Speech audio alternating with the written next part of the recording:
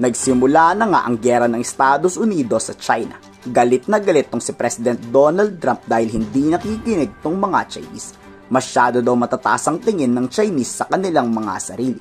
Ngayon ipapakita daw ng US kung sino ang bossing.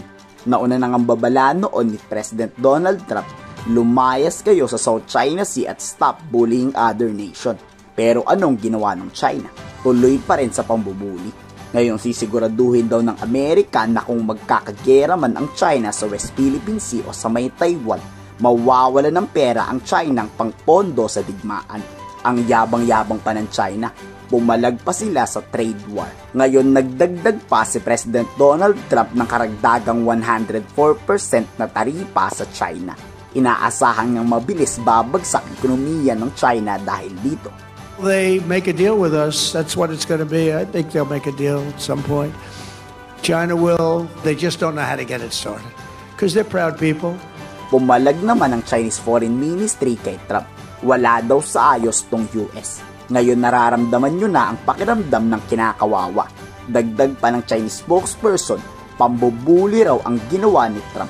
Kung gusto daw ng Amerikang lutasin ang problema, makipag-usap daw ng maayos. Pero 'di ba, wala namang kayong kwentang kausap China.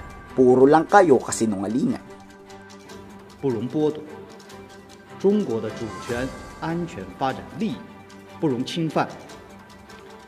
我们将继续采取坚决有力的措施，维护自身的正当权益。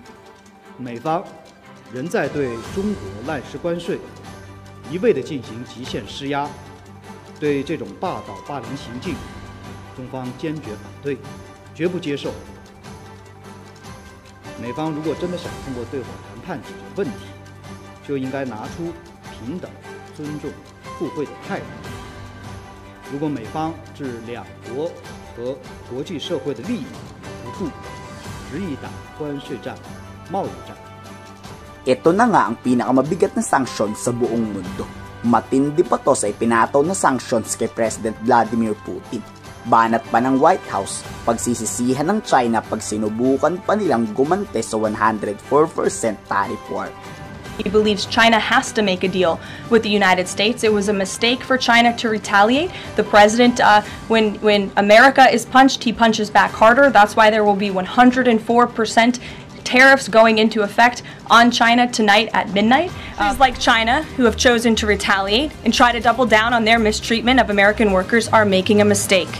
President Trump has a spine of steel, and he will not break, and America will not break under his leadership. Nagsimula na nga ang trade war. Sa tingin nyo, maglulunsad pa kaya ang China ng totoong war?